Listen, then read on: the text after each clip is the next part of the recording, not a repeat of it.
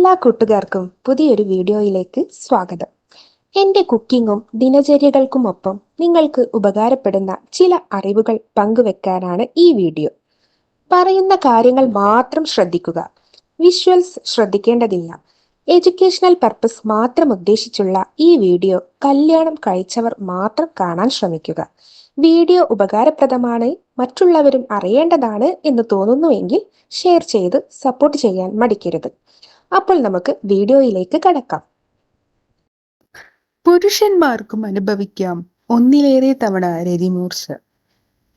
ഈ വിഷയമാണ് ഇന്നത്തെ ഈ വീഡിയോയിൽ പറയുന്നത്. സ്ഖലനം നടക്കും മുൻപ് ഭോഗചലനങ്ങൾ അവസാനിക്കുമ്പോൾ ലിംഗോധാരണം നഷ്ടപ്പെടുന്നില്ല. അല്പസമയത്തിന് ശേഷം വീണ്ടും ഭോഗം തുടങ്ങുകയും ചെയ്യാം. ഇങ്ങനെയാവുമ്പോൾ സ്ത്രീക്കും പുരുഷനും ഒരേ അളവിൽ പല രതിമൂർച്ചകൾ സാധ്യമാകുന്നു. ലൈംഗിക വീഴ്ചയിൽ ശ്വാസ നിയന്ത്രണത്തിനുള്ള സ്ഥാനം രതിയുടെ താന്ത്രിക രഹസ്യങ്ങൾ എന്ന അതിൽ പറയുന്നുണ്ട്. രതി വീഴ്ചയ്ക്ക് വേണ്ടി പരിശീലിക്കേണ്ട ശ്വസനക്രിയകൾ കുറച്ചുണ്ട്. അതിനി പറയാം. അതിൽ പരിശീലിക്കേണ്ടത് ഒന്നാമത്തെ കാര്യം, കസാരയിൽ നിവർന്നിരിക്കുക. ചുമലുകളുടേതിന് സമാനമായ അകലത്തിൽ കാൽപാദം തറയിൽ ഉറപ്പിക്കുക. രണ്ടാമത്, കൈകൾ ഉദരഭാഗത്ത് വെച്ച് ചുമലുകൾ അഴക്കുക.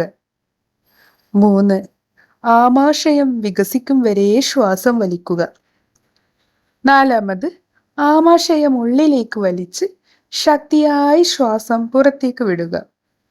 നട്ടെല്ലിൽ സ്പർശിക്കുവോളം ആമാശയം പുറകോട്ട് വരണം എന്ന ആഗ്രഹത്തോടെയാകണം ഇത് ചെയ്യേണ്ടത്. ഇതോടൊപ്പം ലിംഗവും വൃഷ്ണവും കൂടി ഉള്ളിലേക്ക് വലിക്കണം. 5, 18 മുതൽ 36 വരെ തവണ 3ഉം 4ഉം ഘട്ടങ്ങൾ ആവർത്തിക്കുക. അടുത്തത് ശ്രദ്ധ കേന്ദ്രീകരിക്കാനുള്ള ഒരു പരിശീലനമാണ്.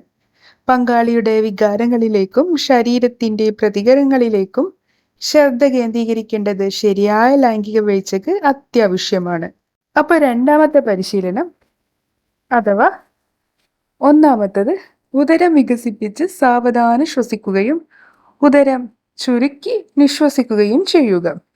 ഓരോന്നിനും ഓരോ ശ്വാസമായി എണ്ണുക. രണ്ടാമത്, വീണ്ടും ഉദരത്തിൽ നിന്ന് ശ്വസിക്കുക.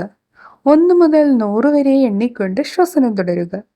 എണ്ണുമ്പോൾ ശ്വാസനിശ്വാസങ്ങളിൽ മാത്രം ശ്രദ്ധ കേന്ദ്രീകരിക്കുക.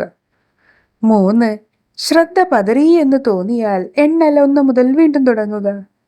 4, ദിവസം 2 തവണ ഈ പരിശീലനം ആവർത്തിക്കുക.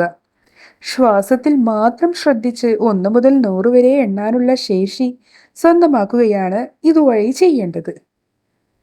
PC മസിൽ അഥവാ പ്യൂബക്കോ സൈജസ് മസിൽ എന്ന മന്മഥപേശിയുടെ ധർമ്മം എന്തെന്നും രതിയുടെ താന്ത്രിക രഹസ്യങ്ങൾ എന്നതിൽ വ്യക്തമാക്കിയിട്ടുണ്ട്.